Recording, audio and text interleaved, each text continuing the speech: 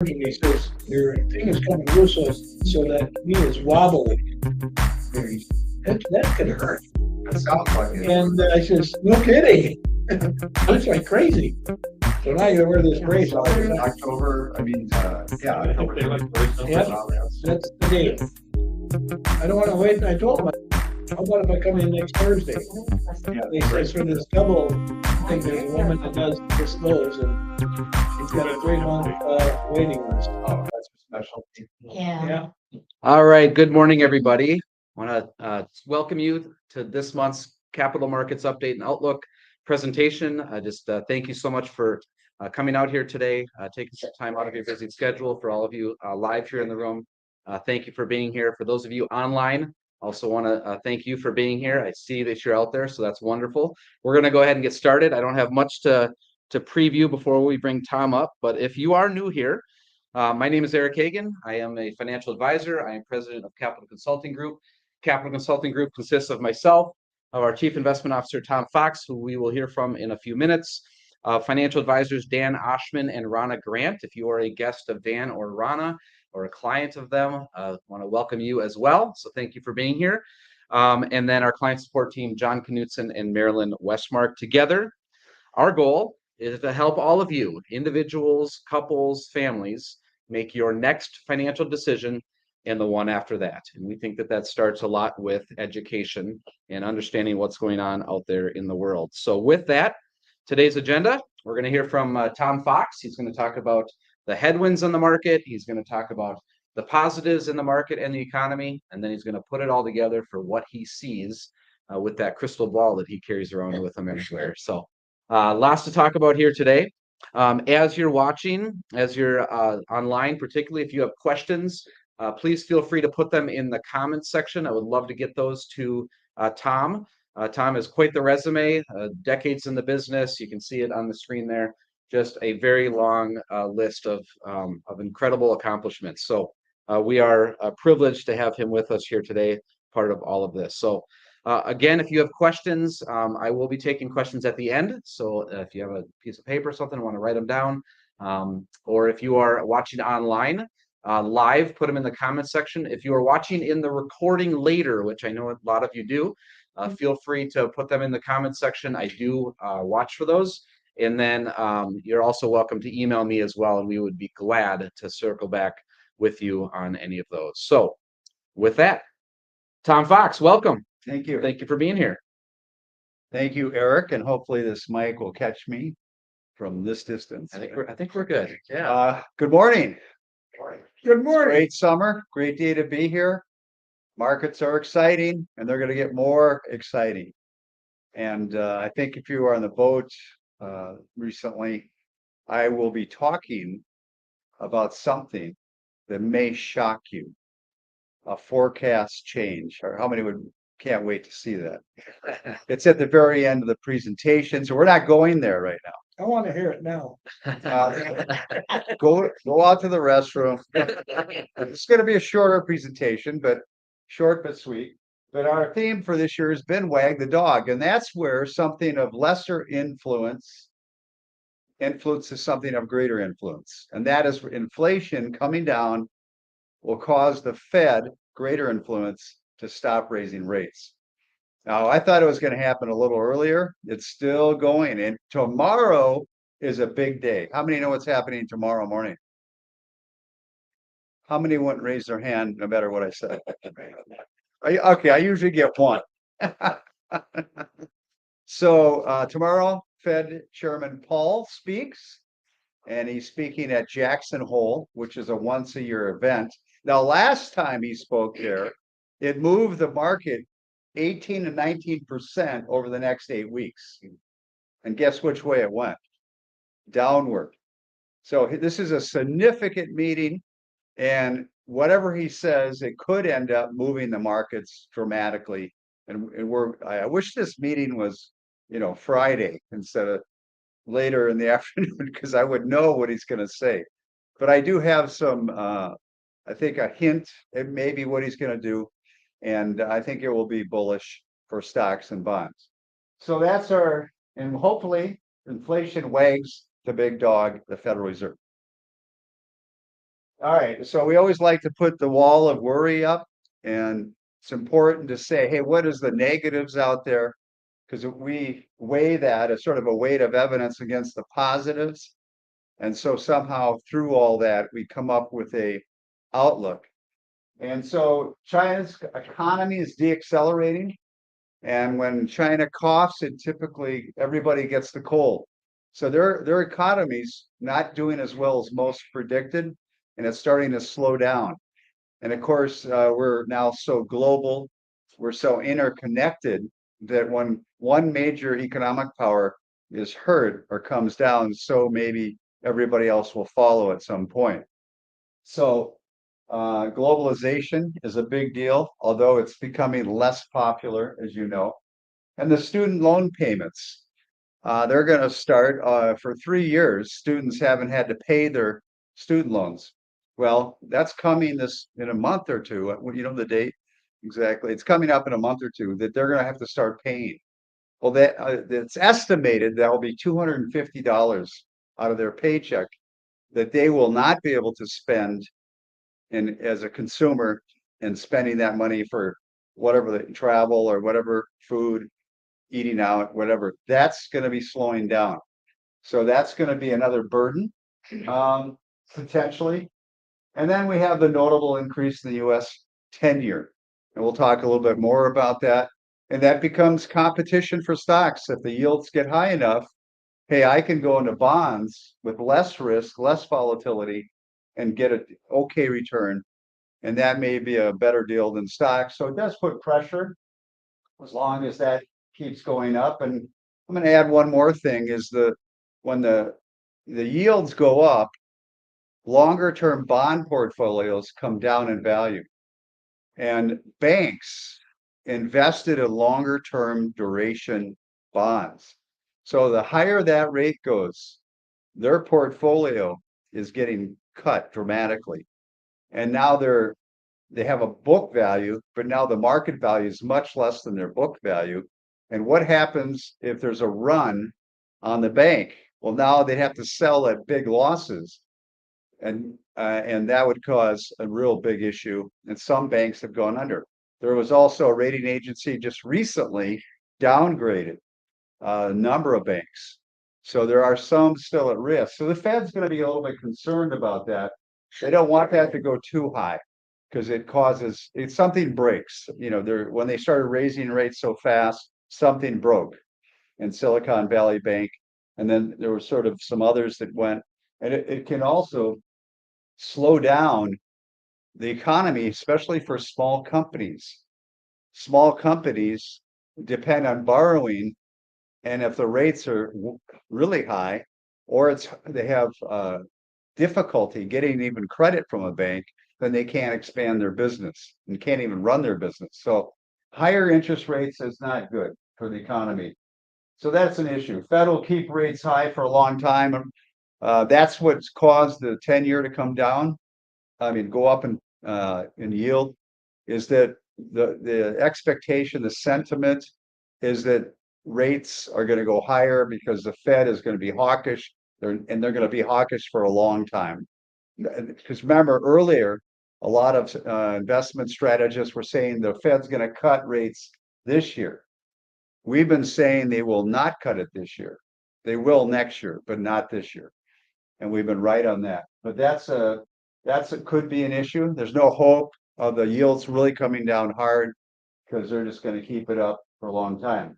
Now, I talked about borrowing has been dramatically dampened. The Fed's aggressive rate hikes will eventually hurt the economy. And I'm going to have, and now I really disagreed with almost all these, in our past meetings. I'm starting to agree with some of them, and we'll talk about that. All right, the Fed inflation still looming. We have a strong labor, strong economy. If you look at the economic situation in the United States has been very strong, stronger than expected. Well, what does that mean? Well, the Fed's going to keep pressure on maybe raising rates or holding for a long time because the economy is too strong. And there's also that delayed global impact, and inflation may go up. Late impact of the interest rate campaign. I think I talked about that. And weakest economic quarters are still in front of us. That's what many have been saying. They've been saying that all year. And we're going to go into a deep recession. They've been saying that all year. It just hasn't happened. And we've disagreed with them. We'll talk more about that. And overall, there's a lot of skepticism. Institutional hedge funds, institutional funds have had a lot of cash on the sidelines all year. And they've missed this almost, I can tell you the majority of professional money managers have missed this run this year. We have not. We were bullish the whole year.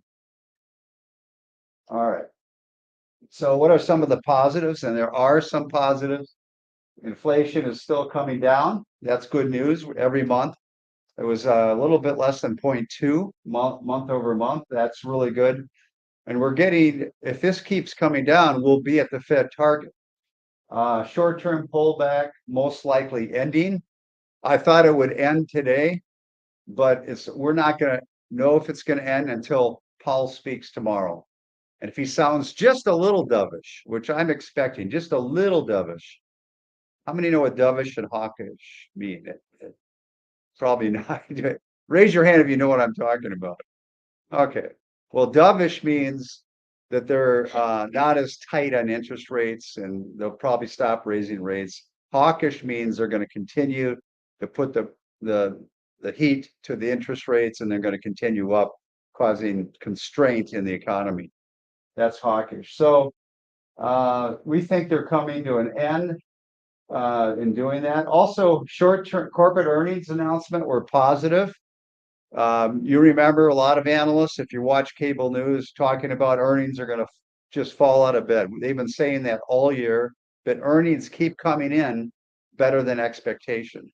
So 80%, this is a high number, outperformed the expectation of analysts. And it was by 7%. So we'll see that. That's a positive sign. Corporate fundamentals and economy, as I said earlier, are still looking good. So we think that will put a cushion on the pullbacks this year. Fed is most likely done raising rates. That's what we believe, and stocks and bonds typically rally after the Fed stops raising rates. If you look at the charts, stock market, the majority of the time will go up nicely after the Fed's done because they're anticipating the Fed to start lowering rates sometime in the future. Now, stocks, so huge amounts of cash on the sidelines. We've talked about this, but there's record cash from institutional funds, record cash for retail investors. So there's a lot of money on the sideline that normally would be invested in stocks. So if things start looking okay the rest of this year, you could see a lot of that cash going back to work because they want to catch the year-end rally. And so that may happen. And we have started to see some of that cash coming in, which propelled the stock market to where it is today.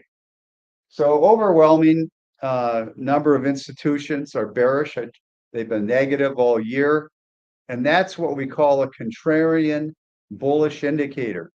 When people get too extreme in the negative, that's usually, you got more upside because typically most people are wrong. All right. All right. Everybody have any questions on that? All right. We're going to have some charts. August brings leadership change, stock earnings beat, revenues beat, and large caps outperforming small caps, and pullbacks that we've seen in August this month are normal. I sent out a memo to the advisor, this man, and told him August could be treacherous. Did I? You did? You did. So we could see some downside. In July. Yes, in July. This is before August. And I said that we could have 5 to 7% downside this month. And we hit so far 5.3. So right in that range. Could go have a little further. NVIDIA came out with really great earnings and revenues and forecasts, but the stock was already discounted, and now it went up big this morning. Now it's come down to earth, and the stock market was up, and then now it's down today, even after NVIDIA's breakthrough earnings and revenues in Outlook, because AI, artificial intelligence, is gonna impact companies in the future. But it's gonna take 1 or 2 years to get that advantage of cognitive AI into the companies to work with how their company works, and it's gonna be tailored to each company, how they'll use it. I'm using AI. How many are on Chat GBT? Okay, oh, he's on it. And so Chat, if you go on, you can ask it any question you want, and it will tell you the answer. And it's pretty good. It's really good, actually. So it's changing everything because it understands our language. It's cognitive to our language and the way we talk. And so you can ask any questions, like I put in there, what are some dinner ideas tonight? And it came out with this whole list of and how to make it. And then I was at my granddaughter's birthday party, and I said, write a song for my 8-year-old girl who has a birthday today. And it wrote this beautiful song. So we all sang it together, and it was all AI driven. So there's a lot of benefits to it. A lot of people are fearful it could be used for some nasty things, but it's like TV, it's good and bad. All right, so let's go into this charts. This has been this since January of 22, so year to date from January 22. And you can see that the stock's been up and down. Look at the month-to-month returns. How many say that's a lot of volatility? Yeah. And you get nervous, and then it goes up, and then you get nervous, and then it goes up, and you get nervous. But we had 5 months recently. There was momentum to the upside in the stock market. I put out a piece in July saying that this most likely we're going to see some downside, and we went down so far 5.3% this month. Now tomorrow will be a big one. How is he bullish? I mean, hawkish or dovish? If he's hawkish, this market's going down further. If he's sort of neutral, it's going to just bounce around. But so we actually predicted that would come, and so we repositioned some of the portfolio, especially the thematic. We went into more stable companies, dividend-paying companies that had not performed very well this year, solid companies. So we picked up some of those, and we sold all the high growth techs in thematic growth. And so right now I compare what if we stayed where we were and how well are we doing in the new setup that I went in. I was a little early, a few weeks early, but now the thematic tactical is outperforming just staying where we were in high growth stocks. So we made some changes. We're 9% in cash, I think. Is that what it is? 9% in cash, but we're getting a high interest rate on that. So we're kind of defensive right now, but I would say we're in the neutral realm. We've been bullish, we got neutral, and so that's where we are right now, is neutral. Okay. So August, what a difference. Tech stocks were leading all year, dramatically outperforming everything. And look what happened. This month, the bottom bar there is down almost 8%. So this year, this August, things turned around upside down. And the things that were not doing so well, like energy, healthcare, and consumer staples, they weren't doing as well, all of a sudden flip-flopped. And that's what can happen in any one particular month. So you can see the dramatic shift that's been going on this month. Okay, and then this is the Dow versus the Russell 2000. And when the line is going up, it means small caps are beating the big blue chip stocks. But you can see that turned over in August. So there's a big shift away from small caps and more into the Dow Jones 30 type of blue chips. And so that's a big shift. We think that may continue. I have not liked small cap all year. And there's reasons for that. And one of the reasons I like large caps, back in the old days, there used to have small cap dominance for long periods, many years versus large caps. I think those days are over. And the reason is because large companies with technology advancement, software advancement, and now AI, they can run their company efficiently as if they were a small company, but they're big. So I see that this is going to be probably, I think it's going to be a long time for small cap, and I think we're just going to have little spurts of small cap outperforming. Okay, here's the earnings beats. You can see the red circles. This is 95% of the S&P 500 has reported, and 80% beat the analysts' estimates. That's a big number. And by over 7%, that's another big number. And remember, many were they've been calling for it all year that there was going to be a big downturn in earnings, but the earnings keep surprising to the upside.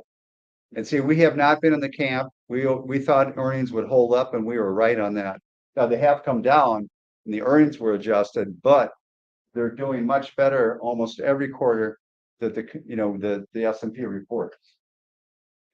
So revenues 64% and have outperformed, and this is the top line, the sales, and then you have expenses, and then what you have the profit afterwards. So the top line is saying that's beat 60-some%, and by 1.6%, not as robust as the earnings, but it's decent. So it's not the wheels aren't falling off. We're still getting growth in sales and revenue, which is always a good thing for stocks. Okay, this chart is showing some interesting things. I'm gonna have to explain it. But if you look, this is a quintile, 5 different segments, and it said what was the return from January 1st to July 31st. And so you can see that if the return historically, this is from 1950 to 22, if the return was greater than 15.4%, like it was this time, that the average performance going forward is about 5.2%. But look at the average drawdown is 8.6%.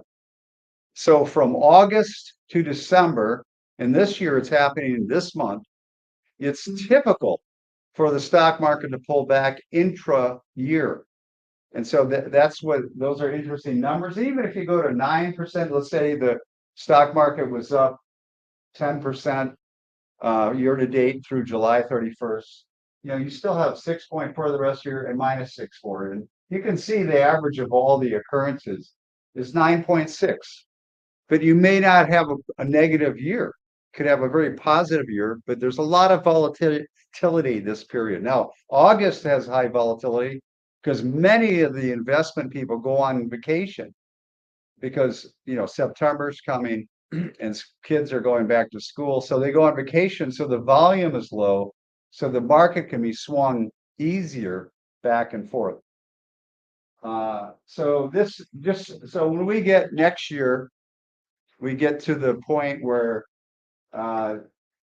we're through July, expect some downside, but you could still end up with a good stock market by the end of the year. All right, price to earnings ratio. This is how overvalued or undervalued is the S&P 500. You can see since this August started that stocks have become cheaper. They're not as high as they were. This is a good thing. That means that they're not overvalued. They're kind of neutral now. So we could see some ability for the stock market to continue upward. Bond yields rising. How many have bonds? Anybody? I don't know. How many have the fixed alt portfolio? Have to ask my advisor. All right. So you don't know. Okay. But you can see how treasuries back in 22, around September, October, went very high, up 4.2% over that. They came coming down, and then recently, look at that run. So we're recently even at a new high in the 10-year yield. And the recent bump up was because the market sentiment was saying, if we feel the Fed is going to be tighter for longer, hawkish for longer. Because remember, a lot of the analysts said, hey, they're going to lower rates this year. We never said that, but a lot of people were. And now they're realizing that's not going to happen. The Fed is going to hold the rates where they are. We don't think there's going to be another hike, but we could be surprised. We'll find out tomorrow from Paul. But our forecast is that yields are going to come down over the next 6 months. And that's good for bonds. And so in that component of your portfolio, if you have the fixed alt, that should do really well going forward. Okay, and the yield curve. The yield curve is where you take 10-year yields and you subtract 2-year yields. Normally, the further you go out in duration, length of a bond, the rates are higher than the shorter rates. Well, we've been inverted for a long time. And this is one of the reasons that many of the investment strategists were bearish because of the inverted yield curve, which historically has been pretty good at predicting recessions. However, it didn't happen this time. You know, they say that history seems to repeat, but not exactly. You take that home? Okay. So you can see, but we've had a little rally here recently where it's heading back to maybe normality. And that's a good sign because that speaks to growth still occurring in the economy and the Fed not raising rates.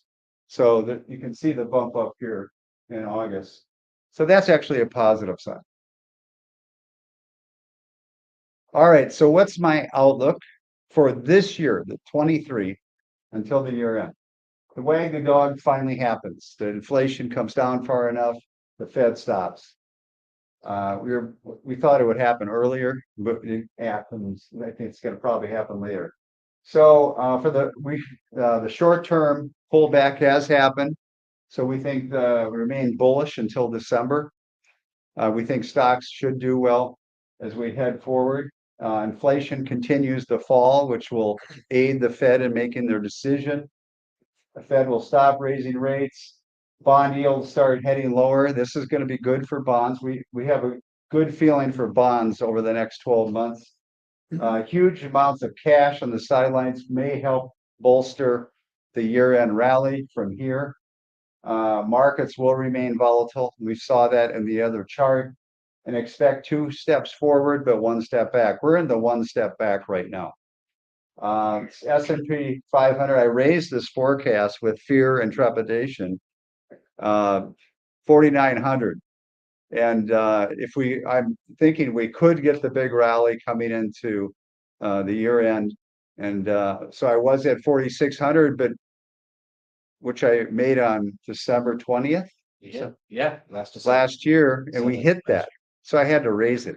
So I stepped out on the plank and looking down at the sharks. But I raised that to 4,900 this year. A fear and trepidation. Stocks peak sometime in late November or early December. They may not continue to run all the way to the year end. Now, I'm done with my presentation. So we've been bullish all year, right? For stocks. So here's my surprise forecast. We've been right. So if you look at the top ones, our economic for this year was accurate. In fact, we are in the minority of investment strategists that caught this. So we said there would be no deep recession, and we were right. Soft landing probably, and we were right on that. He had a whole list of things that we said in December 20 that he had green checks. I can't remember what they all were. And then we said there'd be no corporate earnings disaster, and the S&P 500 would reach 4,600. We said that in December. It did. We're standing alone. If you look at all the other analysts, they were over here with much lower returns. Some thought it would be flat for the year. So we were right on that. We've been right.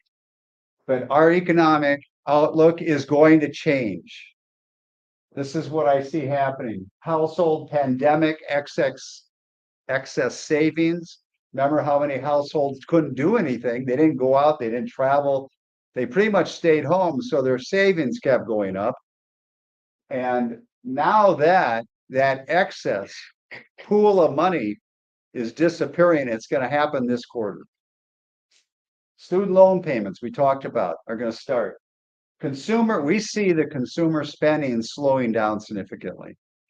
And service PMI goes into contraction. That's the purchasing manager index, how much they buying. Right now, the manufacturing is already in contraction below 50, and the service has been in expansion, but now that's starting to come down. We think that joins the manufacturing purchase managing index. So that means what? Both of them will be in contraction.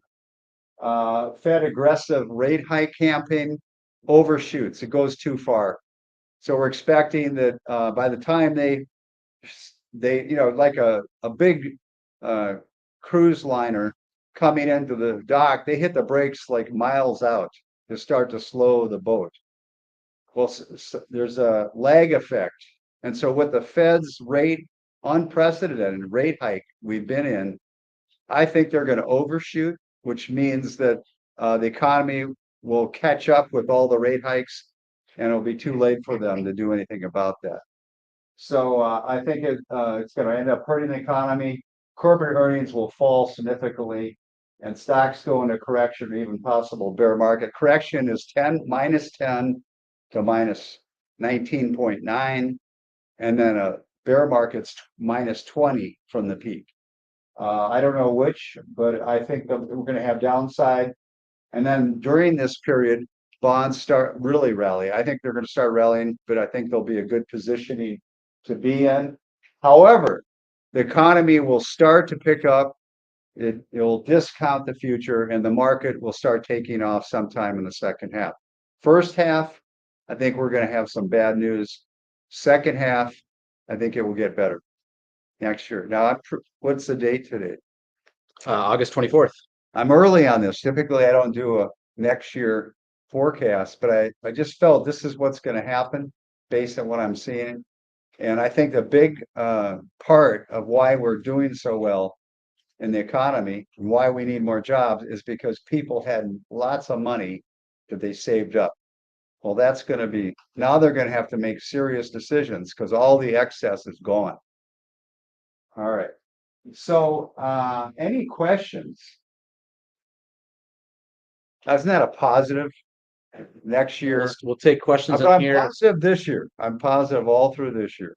So love to take questions in the room here. If you are online, I see you guys out there. If you're online, you have any questions, put it in the comments section, and I'll be sure to get those to Tom here. Okay. Why are we so crazy about the Fed? Right now, Why are we so crazy about the Fed? Was the question. Why is there so much importance? because Interest rate. yeah, They seem to blow it all the time. So they do. I believe they're going to blow it again. They want to record. Their track record's not good. No, So why people are really focusing on the Fed right now is because we're coming to the end of the rate hike. And so when that happens, if they kept raising rates, then this market's going to suffer. Bonds are going to suffer, both like last year, bonds and stocks both up.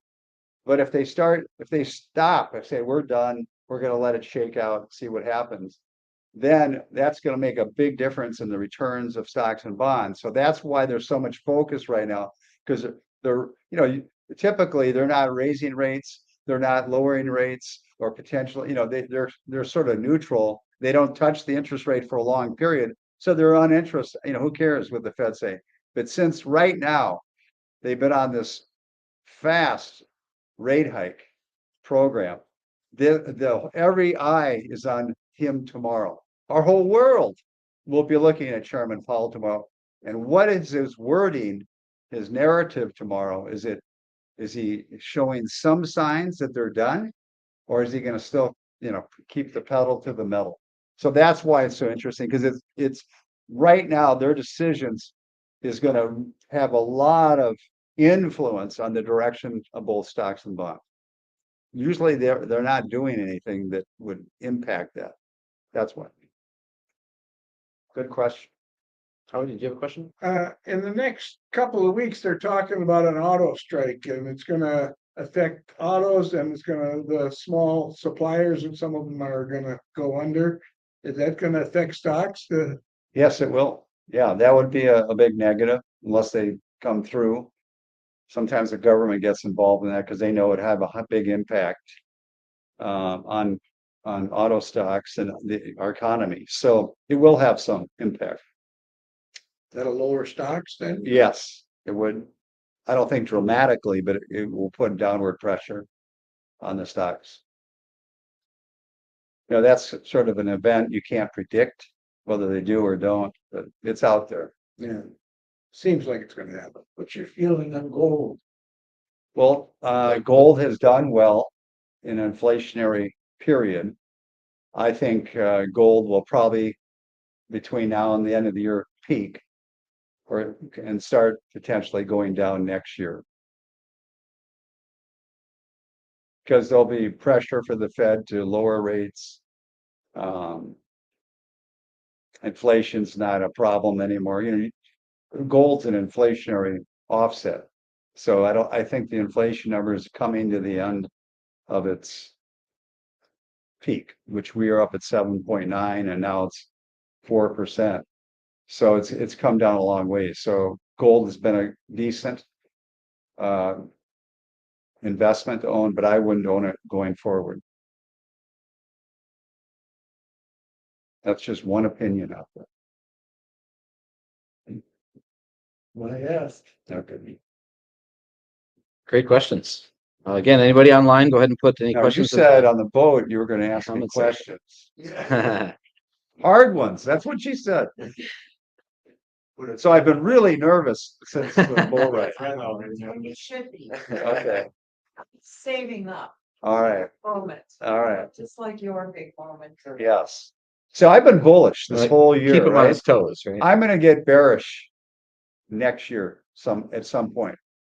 Cause I think the, you know, and when consumer spending goes down, guess what happens? You get layoffs, unemployment. That's all would be a ripple effect next year. So I've been more of a bullish guy. And so I'm actually gonna join all the bears out there. But not yet. Which will make your future monthly check-ins that much Yes. more Yeah. important. So on that note, the next one you guys can mark your calendars is September 21st. So we'll be back here at 11 o'clock again, same thing here at the office, online. Watch the recording. It'll be saved on the website if you can't make it. Yeah, a little plug for that one for you. Be interesting to see how things change between now and Yes. then, right?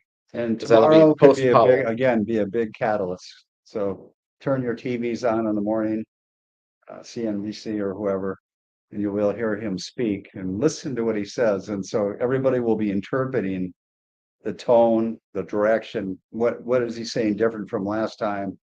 And then from that, they'll make a decision on bond yields and even the direction of stocks short term. Any other questions? Good questions today. So I want to add just one more thing. Yeah. If, as the data keeps coming in, and if this scenario begins to unfold, we'll adjust the portfolios that can benefit the most from that scenario. So this is why we keep looking, but then I need confirmation of the forecast.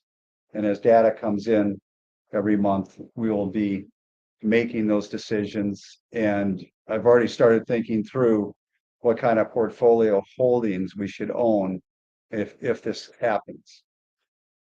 And if you'd like some updates in between, you can go to smartmixportfolios.com or go to our website, click on the investment tab, and you scroll down to like the third section, and there's different information on each of those strategies. Remember, one of the things that makes SmartMix smart is that we custom tailor every single account that we're managing unique to that account the needs of that account, the liquidity, time horizon, risk tolerance, everything that goes into building a portfolio. So if you want to re-review what that looks like, I'm happy to sit down with each of you, Dan, Rana, if you're working with them. Also, if you are not in the Smart Mix portfolios, love for you to go check out that website, reach out to me directly. Would love to talk about how that might be a good fit for what you're doing with your life savings as well. Anything else? Any other questions? Yeah, Claudia. Oh, now here they come.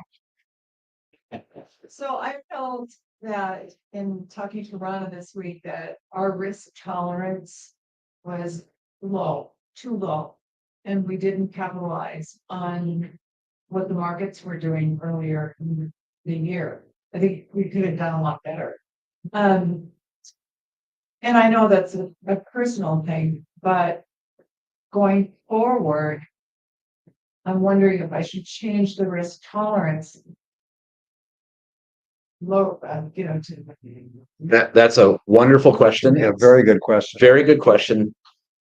take to reverse that. I mean, if now the risk tolerance is. Yeah, so there's a few things at play there. So Okay. one, you're right, very personal thing, definitely between you and Rana. I'm happy to weigh in. We can all, the whole team can get together and look at that. So definitely personal. Every single buddy's risk tolerance is unique. So number one, right? Number two, the timing of how you change the risk tolerance and how fast does it take to change, that can be done very quickly, but it does take a face-to-face with Rana in your case at this point. And then the third thing that I would ask to re-review, I know we've reviewed it in the past, so for some of you, this will be a repeat, but just a good point in time maybe as we're looking forward to some more rockier markets, when is it that if you don't change your risk tolerance, we actually step in and get more conservative, get more aggressive? So I know the answer, but I'd love to you Yeah, guys so to hear it some directly from degree, Tom. we will be adjusting the portfolio on the backside. But if you say, I want this much in stocks, which is the more volatile piece, but the highest return potential, and less in the fixed alt or whatever, I don't know. I don't think you're in the smart mix, but so, I've got wide mode. I've got Oh, you do? fixed alt. okay, I've got Clark. okay, Got super dividend and durable dividend. okay, Hearing about the dividend portion of that, if that should go to wide mode instead, like, is it gonna be, okay, our company's gonna have lower earnings, significantly lower earnings next year where the dividends won't be as lucrative? Or, Well, actually, that's a really good question, and I would not recommend putting more money or adding to wide moat right now. In our thematic, we've been shifting to dividend orientation because they've underperformed quite a bit, the general market, mostly driven by technology stocks. So I actually think the best performers, if my scenario ends up happening next year, not talking about this year, next year, then you would want to be in dividend, low beta stocks, because all these companies are really financially healthy. So they have the ability to pay their dividend. That's what we look for, is durability of the dividend, no matter what kind of economic scenario we're in. Like Johnson & Johnson or Yeah. Coca-Cola, they're not going to lower their dividend. So there's, some companies that are rock solid, which we own, a lot of them, that have, no matter what kind of economic scenario comes our way, they're going to not drop their dividend, and it becomes more valuable. And they hold up better typically in the downturns. Like last year, our durable dividend outperformed wide moat by significant amount. Our wide moat did well relative to the market, but durable dividend did even better. I think it was down 6-7% last year. And the S&P was down 18, and the broader markets were down 20. So that's quite a difference, 6%. And this year they've been 1%, 2%, 3% getting the dividend, but they've been underperforming. So that's a group that I feel, which we made a tactical move in the thematic to those stocks, will hold up better if we have a downturn. And it has turned out I think we did it in July, and August came. And that adjustment has really helped the portfolio. So behind the scenes, we're moving things around. But I would not add more now to wide moat. And I don't know if you want me to talk about increasing her risk, but that's between you and Rhonda. I think we'd have a one-on-one conversation about that. Yeah, and so I think in general, if Yeah. you know, maybe repeat what you just said, but would not be moving from dividends, like durable dividend, super dividend, over to wide moat, right? And I think the super dividend, which is performing similar to the durable dividend, super dividend has more risk than the durable. And if my scenario begins to unfold next year, then you would want to go into the durable dividend and move away from wide moat and super dividend. The super dividend, to get a 5+6% dividend, well, you have companies that are a little riskier than the durable dividend, which is about 2.7 or 8 or something like that. So the safest place will be durable dividend and the fixed alt and the tactical, because we're doing that for you behind the scenes. Right. Which a good, I think, refresher on that tactical. So take a wide moat as an example. A consideration to take wide moat and get more defensive and go to cash or some equivalent there. Yeah, we can do that too. We can. There's no set bar, set rule, but generally speaking, kind of the message we've had for people is we're not going to consider a tactical move if we don't see a bear market coming. So we're going to ride the lower dips, but if we think there's a bear market coming, so the last time was COVID, right? A couple of cases showed up in, I think it was Washington was the first 2 cases, and we said this doesn't look good. So we took wide moat, we moved 25% into cash out of stocks, right? But that was only because this looks like it could be a 20% or more decline, right? Where if we see a 10% correction coming, we're probably not going to do that. Yeah, we don't try to catch the littler ones because they're fast. Could be down 12% very quickly. And the easy part's getting out. The hard part is getting back in. And so we don't try to do corrections, we just ride through them.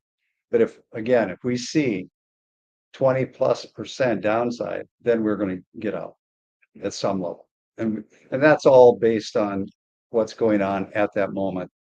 You know, when we make a decision like that, we have once. We recently did in the thematic. We went to 9% cash in the overall portfolio.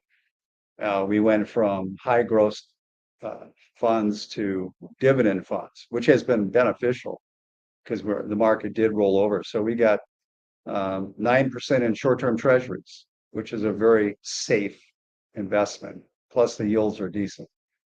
So we're, a number of things. We're managing that risk at some level in the background.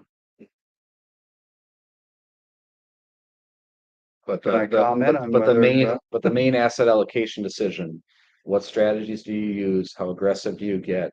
That is a one-on-one, and I would argue by account conversation with your personal advisor. Yep. Now we can get the whole team involved, but that's something we want to look at one-on-one with you. You got to remember that the S&P is up 20% already. How much upside do we have for the rest of the year? I think there will be maybe 9%, 10%, and then sometime next year, we're expecting that to go the other way. Not this year. And we'll tweak that message at upcoming monthly presentations. So be there. Be here. I just needed to get that surprise out. I love it. I'm the first one. All the Wall Street. Les. With the election coming up and we have volatile political situation, how do you think that's going to affect the market? You taking that into account? Yeah, it's not it has some impact, but it's not a big impact. And so it's one of those things that it's a minor impact. And so I don't worry about it too much. I'm looking at more the bigger stuff. The economy, the fundamentals of corporations, the earnings, things like that, the technical. So those things are more important than that. It would be like recently, they downgraded the United States. It kind of had an impact, but is that a big deal? No. Fitch finally did it. There was already the other one had already done it. And so that was a very minor thing for the market. There's still, would you put your money backed by the US? Best country in the world. So, but they did downgrade it because of our debt they're carrying now. But that was not a minor thing. I mean, that was a minor thing. It wasn't a big thing. That's how I feel about the election. Is BRICS going to cause any problems? The what now? The BRICS, the fact that they're Russia and Brazil, these companies are putting out their own. We took away the value of the dollar. Yeah, I'm not too worried of everybody. The demise of the dollar has been out there for 10 years or longer. And it's still it's been strong as ever. Now it's coming down, which it should. It should become more neutralized. But I think the dollar's it's a long ways before China or any of the euro will take over for the dollar. That fear has been out there for a long period of time, and it hasn't ever come to pass. Now, maybe someday, but I don't think we're anywhere near that. Definitely something that's being watched, Yes. but not a concern yet. Yes. I think I'm a little behind on what's going on in Europe. Can you tell, I know what you said about China, and I've heard that the big economy is, and there's 20% unemployment per year and so forth. But what about Europe? Europe economies, bottomed and turned around. So they're making some progress, but they're trying to slow everything down. So they've been raising rates like the US. And they're not as robust as the US. They're kind of like second place. I would rather have money in the US rather than Europe right now. Japan's been doing really well. They finally turned things around after decades of underperformance and negative bond yields. In other words, you give your money to the government and then you pay them to hold it. That's changing. So Japan's been a pretty good market, but I still like the USA right now. So I'm not moving. Emerging markets is another great potential, right? And years ago, there was long runs where emerging markets and international developed stocks did really well. We've avoided it because I think the U.S. is ahead in Europe and many other countries out there in terms of our economy. So I like the USA right now, but in our thematic, we could pick up emerging markets, we could pick up Europe, we could pick up the overseas holdings to if we see there's going to be some persistency to their returns. But right now, we just don't see it. We kind of missed Japan, but I wasn't overly focused on that. I probably should have picked up a little Japan. But we do think about it. We do think about it. And what about the crypto market? I'm not an expert in the crypto. I think that one day the US is gonna say, we just don't want to print currency anymore. We want to do. I think they're heading that way. I think the US dollar will be a crypto eventually. I do. They have a lot of things to work out, but I think they're already planning on that at some point. So how does that work then? You've got all these Ethereum and, all of these. Are they just gonna go away? The US is gonna start their own crypto group and. Well, with Ethereum and Bitcoin, you have upside. With a US dollar cryptocurrency, it's going to be stable. That's the problem with Bitcoin as a mechanism to do transactions with stores and other things. They sell you merchandise, you get crypto, and it's down 20%. Yeah. It's not stable. So this would be very stable, so it won't be interesting to speculators that want to make money. US dollar won't be, that'll be a digital dollar, Yeah, digital dollars. so it will not be crypto. Yeah, exactly. Big difference. And it's the thing, it will be stable. It's not going to be up, look at Bitcoin's volatility. It's crazy. Yeah. Yeah, You wouldn't be carrying money at all. right. I mean, I haven't for a decade. yeah. Well, I don't carry much cash. All of my transactions are I don't electronic. carry much cash. But I just don't like, the Bitcoin, Ethereum's. I just don't like it because it's too volatile. I just don't understand it very well, so. Yeah, there's a lot. Yeah, it's decentralized value. It's not connected to any bank or government, so it's decentralized, and the updating of all the transactions are on thousands and thousands of computers across the world, and they all have to agree that you sold it or bought it. So it's hard to manipulate it. And so the only thing is that only 5% of Bitcoin is being used to actually purchase or sell something. The rest is speculation or dark money, illegal things. So it's all speculators. That's why it goes up and down. It can't be used as a means of transaction because it goes up and down any one day. And you couldn't run a store, right? How can I run a store when the money I'm receiving is all over the place? It's not going to work. He's right about cash. I just went to a house interest last week, Yeah, and it was a cashless venue completely. And they actually had ATMs that you put your cash into the ATM. You got a prepaid card out of it to use at the end. Oh, yeah. you believe it? It's unbelievable. Well, the Bible predicts, it's something's coming. So if you read the book of Revelations. Yep. All right, we are at the top of the hour. I think I hear some growling stomachs out here. So maybe it's this guy, yeah. So I'll wrap us up. Thank you for being here today. I appreciate you guys taking the time. Great questions, great conversation. Thanks to those of you that are online. I appreciate you taking the time.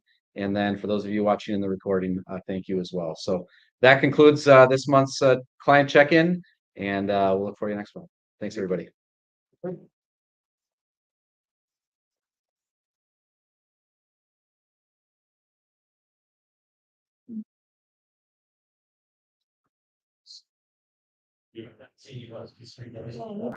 watched program, Online Daily.